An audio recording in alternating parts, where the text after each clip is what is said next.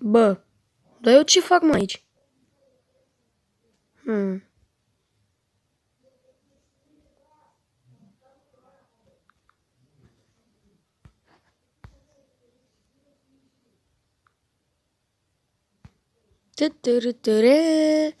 Oh, nu, iar stricat asta de sora mea. Hei, dar ce e așa cu mine?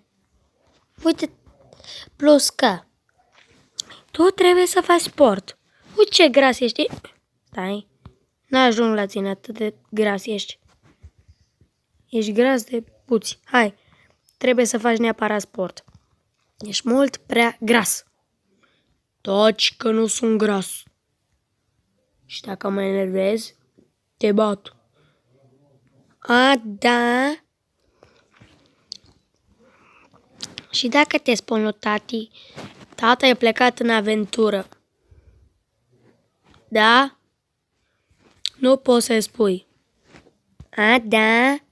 Și atunci, cum de l-am întâlnit? Ce ai întâlnit tu, mă, că n-ai întâlnit nimic? Ha! Mă fac să râd. N-ai întâlnit nimic.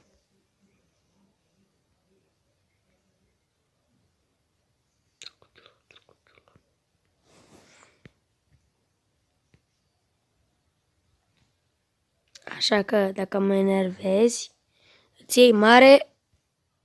Pum! De ce m-ai lovit, frățioare? Eu ziceam la glumă. Nici nu ți-am dat cu toată forța, așa că taci din gură.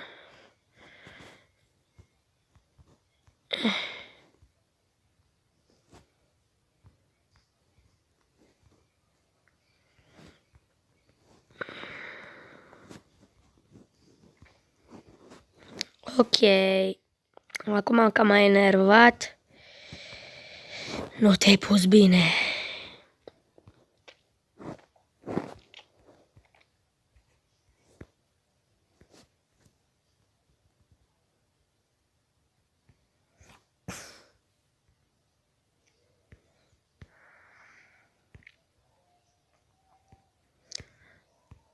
Hai,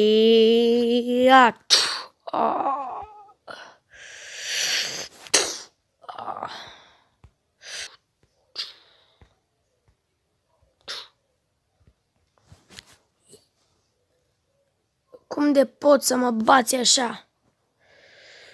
Pentru că dacă vrei să bați și tu la fel de bine ca și mine, apucă-te de sport.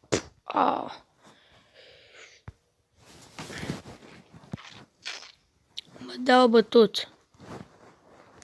Ce sport să fac, regina mea? Ce e asta? Genoflexiuni? Uite-te aici. Fac genoflexiuni.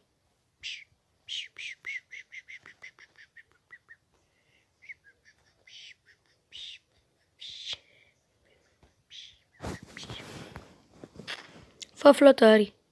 Păi atunci ar trebui să faci flotări. Bine. Bine. Na, eu plec.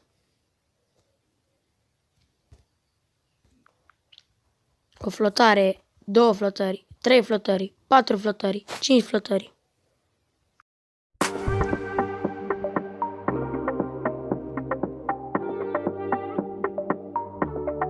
Easy music.